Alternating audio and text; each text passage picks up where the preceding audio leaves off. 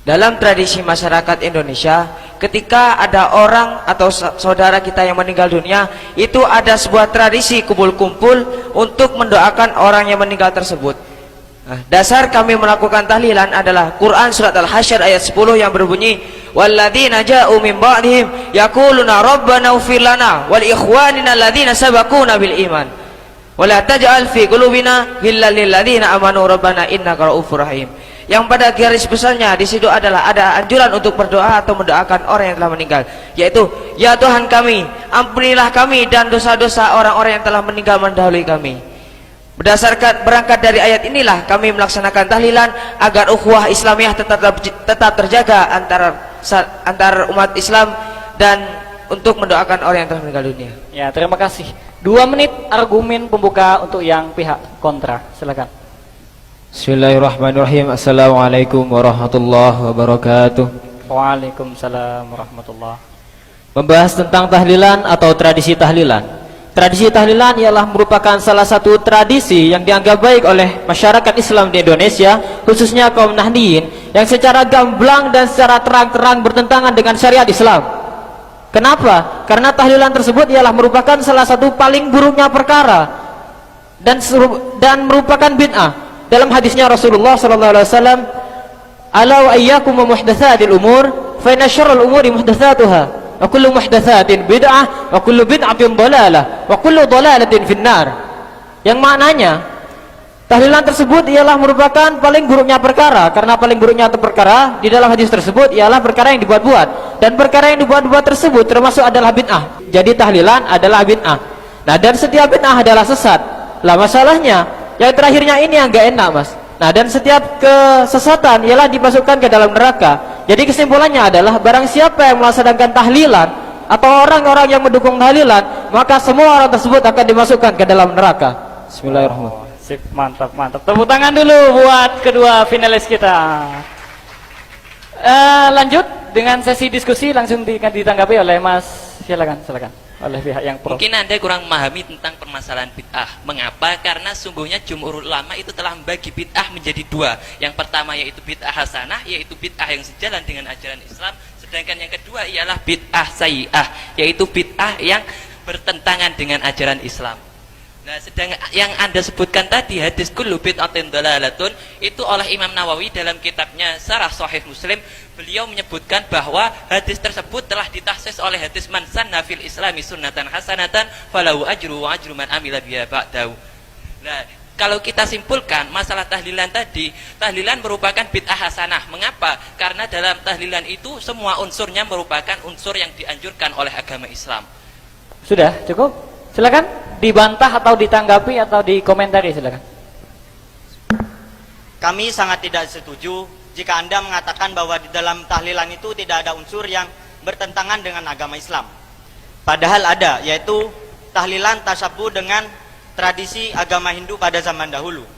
Pada zaman dahulu, orang Hindu apabila ada yang meninggal, maka orang di sekitarnya akan berkumpul di rumah orang tersebut selama 7 hari.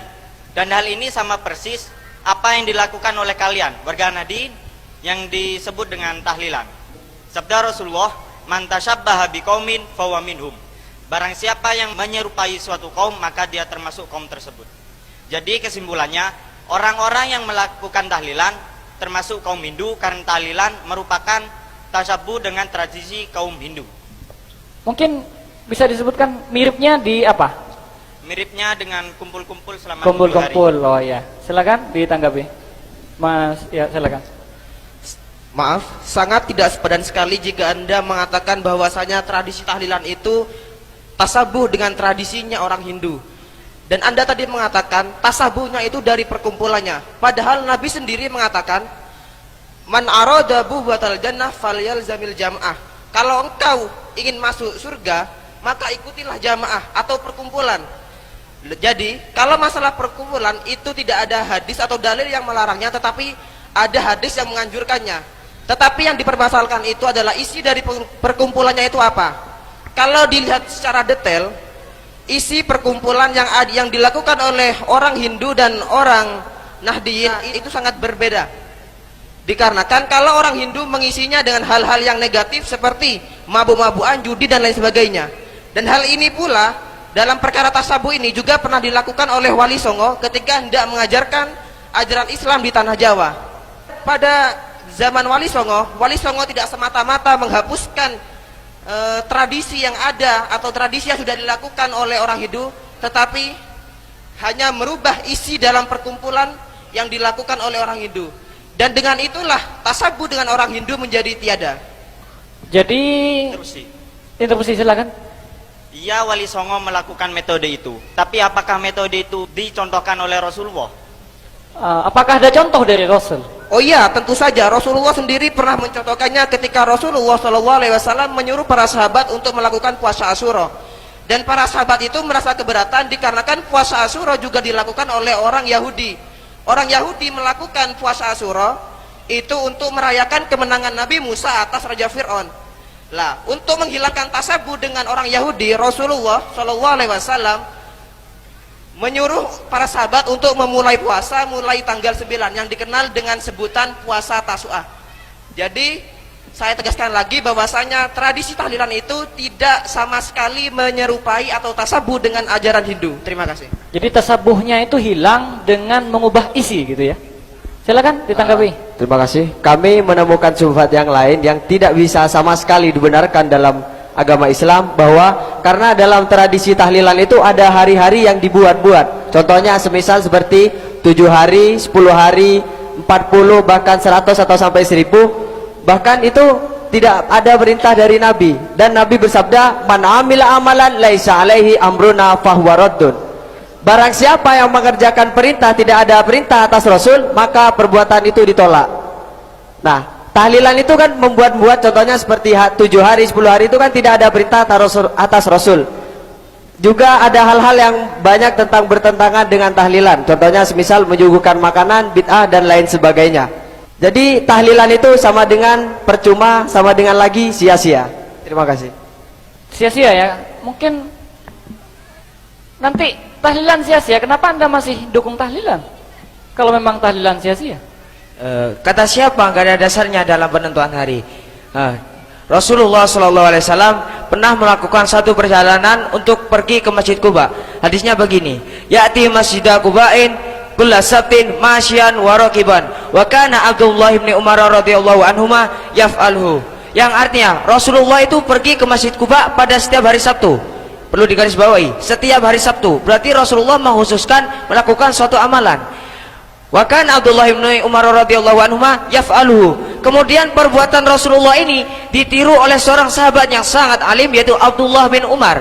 Nah, kemudian seorang ulama terkemuka mazhab Syafi'i, Al-Hafidz Ibnu Hajar Al-Asqalani, dalam kitab Fathul Bari, dalam mengomentari hadis ini, beliau berkata, sesungguhnya hadis di atas yang barusan saya sebutkan itu menunjukkan kebolehan kita untuk menentukan atau mengkhususkan suatu amalan pada hari-hari tertentu. Contohnya seperti apa? Seperti dalam tahlilan, yaitu pada hari pertama sampai ke 7, 40, 100, naun, 1000 dan seterusnya. Itu hukumnya boleh berdasarkan hadis tadi, karena tidak ada dalil yang melarangnya.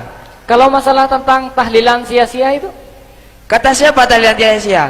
Kan tadi sudah kami sampaikan bahwa tahlilan itu tidak sia-sia, sudah ada dasarnya semua dari Al-Quran, Al-Hadis, Al-Ijma' maupun Al-Qiyas. oh iya, monggo.